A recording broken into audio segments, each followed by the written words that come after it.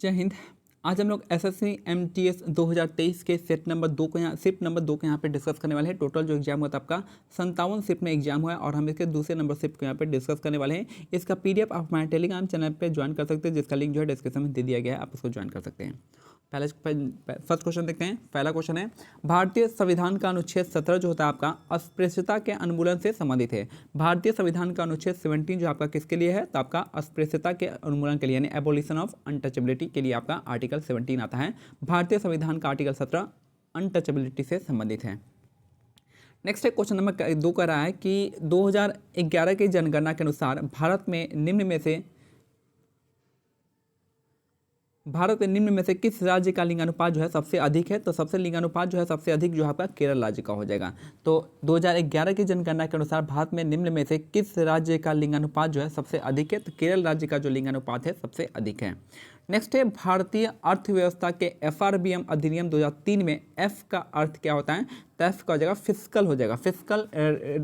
Fiscal reform budgetary management होता है आपका, यानी एफआरबीएम का पूरा नाम। तो ये आपका एफआरबीएम एक्ट जो आता है कब का है, 2003 का है, जिसमें एफ का मतलब होता है फिस्कल, इसका करेक्ट आंसर हो जाएगा। नेक्स्ट है क्वेश्चन नंबर 4। यहाँ पे है आपका यहाँ पे गैल्वेनीकरण वह प्रक्रिया है जिसमें लोहे के जंग लगने से बचाने के लिए इस पर जिंक का जो है जस्ते की एक परत चढ़ाया जाता है। तो याद रखिए, गैल्वेनाइजेशन वह एक प्रोसेस है जिसमें लोहे को बचाने के लिए, जंग से बचाने के लिए हम उस पर जिंक का जड़न यानी जस्ते का हम क्या कहते हैं, परत चढ़ाते हैं उस पर। तो इसी को कहते हैं गैल्वेनाइजेशन। नेक्स्ट है क्वेश्चन नंबर 5 यहाँ पे हो जाएगा, निम्नलिखित में से किसने सल्तनत काल के 2 मूल सिक्के चांदी का टंका और तांबे की जीतल चलवाया था। तो ये चलवाए थे किसने, तो ये था आपका इल्तुतमिश ने चलवाया था। तो याद रखिएगा, जो टंका है किसका लिए है, टंका जो है चांदी के लिए है, और तांबे का जो है जीतल जो था किसके लिए, तांबे का था। तो टंका है चांदी का और जीतल है तांबे का, ये चलवाया था किसने, तो इल्तुतमिश ने चलवाया था। नेक्स्ट है, वॉकर कप जो है आपका निम्नलिखित में से किस खेल से संबंधित है, तो वॉकर कप हो जाएगा आपका गोल्फ से संबंधित है। वॉकर कप जो है किससे संबंधित है, गोल्फ, इसका करेक्ट आंसर हो जाएगा। याद रखिएगा, वॉकर कप जो है आपका गोल्फ से संबंधित है, गोल्फ। नेक्स्ट है, निम्नलिखित में से कौन सा विटामिन हमारी त्वचा और आंखों का स्वस्थ रखने में सहायता करता है, तो ये रखता है हमारा विटामिन ए, इसका करेक्ट आंसर हो जाएगा। काफ़ी इजी क्वेश्चन था ये। निम्नलिखित में से कौन सा विटामिन हमारी त्वचा और आंखों के स्वास्थ्य रखने में, आंखों को स्वस्थ रखने में हेल्प करता है, तो विटामिन ए इसका करेक्ट आंसर हो जाएगा। विटामिन सी से स्कर्वी होता है, विटामिन ए से आपका यहाँ पे आपका जो नाइट ब्लाइंडनेस और जेरोपैथेलेमिया डिजीज है वो आपका जाता है, उसकी डेफिशिएंसी कम होती है। बेरी आपका विटामिन बी से कम होता है और विटामिन डी से आपका रिकेट्स कम होता है। नेक्स्ट है क्वेश्चन नंबर 8 हो जाएगा, निम्नलिखित में से कौन सा एक जोवियन ग्रह नहीं है। तो जोवियन इसमें से जो भी आपका एलिमिनेट आप ऑड वन आउट कर दीजिएगा, तो बृहस्पति हो जाएगा, नेपच्यून हो जाएगा, शनि हो जाएगा, ये सब एक टाइप का ग्रह है। और बुध जो है, बुध हो गया, वीनस हो गया, अर्थ हो गया, मार्स हो गया, ये आपका एक टाइप का है। ठीक है, तो जोवियन प्लैनेट इसमें से आपका बृहस्पति है, नेपच्यून है, शनि है। बाकी जो आपका बुध हो गया, शुक्र हो गया, अर्थ हो गया और आपका मार्स हो गया, ये आपका टेरिटोरियल प्लैनेट में आता है। नेक्स्ट है, नवंबर 2022 तक निम्नलिखित में से कौन सा राज्य भारत में कपास का अग्रणी उत्पादक है। तो कपास सबसे ज़्यादा कहाँ पे होता है, तो गुजरात इसका करेक्ट आंसर हो जाएगा। तो सबसे ज़्यादा कपास यानी कॉटन कहाँ पे उत्पादन होता है, तो आपका गुजरात इसका करेक्ट आंसर हो जाएगा। नेक्स्ट है क्वेश्चन नंबर 10 यहाँ पे, भारतीय रेलवे की कब तक वर्ष 2030 तक शुद्ध शून्य कार्बन उत्सर्जक जो है बनने की योजना है। तो भारतीय रेलवे की वर्ष 2030 तक जो है शुद्ध शून्य कार्बन उत्सर्जक यानी नेट जीरो कार्बन एमिटर बनने की योजना 2030 तक है। इंडियन रेलवे का 2030 तक है। अगर पूरा भारत का कहा जाए तो भारत का कब तक है, तो कब तक है आप मेरे को बता सकते हैं। आई थिंक 2070 तक है।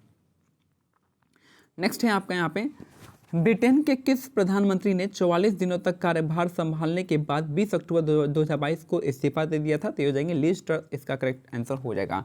तो ब्रिटेन के किस प्रधानमंत्री ने 44 दिनों तक कार्यभार संभाले और उसके बाद जो है 20 अक्टूबर 2022 को इस्तीफा दे दिए थे, तो लिज ट्रस इसका करेक्ट आंसर हो जाएगा। नेक्स्ट है क्वेश्चन नंबर 12 कह रहा है कि दिल्ली नगर निगम संशोधन विधेयक 2022 का उद्देश्य दिल्ली के 3 नगर निगमों को एक इकाई में एकीकृत करना है, जिसमें तालमेल और रणनीतिक योजना और संसाधनों के इष्टतम उपयोग के लिए एक मजबूत व्यवस्था से सुनिश्चित की जा सकती है। तो ये हो जाएगा 3, इसका करेक्ट आंसर हो जाएगा। 3 नगर निगम। तो दिल्ली नगर निगम संशोधन उद्देश्य का उद्देश्य है दिल्ली के 3 नगर निगमों को एक इकाई में एकीकृत करना है। नेक्स्ट है क्वेश्चन नंबर 13 गया, वर्ष 2013 की जनगणना के अनुसार नई दिल्ली जिले की साक्षरता दर कितनी है? तो ये है आपका 88.01% है, काफ़ी अच्छी है। वर्ष 2011 की जनगणना के अनुसार नई दिल्ली जिले की साक्षरता दर कितनी है? तो 88.01% यहाँ पे बताया गया है। नेक्स्ट है, भारतीय राष्ट्रीय कांग्रेस के निम्नलिखित अधिवेशनों में से किस अधिवेशन की अध्यक्षता जो है पहली बार किसी महिला ने की है? तो ये हो जाएगा आपका कलकत्ता 1917, इसका करेक्ट आंसर हो जाएगा। और यहाँ पे कौन किया था? तो ये आपका एनी बेसेंट की थी, याद रखिएगा एनी बेसेंट की थी और याद रखिएगा एनी बेसेंट। तो यहाँ पे जाएगा भारतीय राष्ट्रीय कांग्रेस के निम्नलिखित अधिवेशनों में से किस अधिवेशन की अध्यक्षता जो है पहली बार महिला ने की थी? तो ये की थी एनी बेसेंट ने 1917 कलकत्ता में की थी।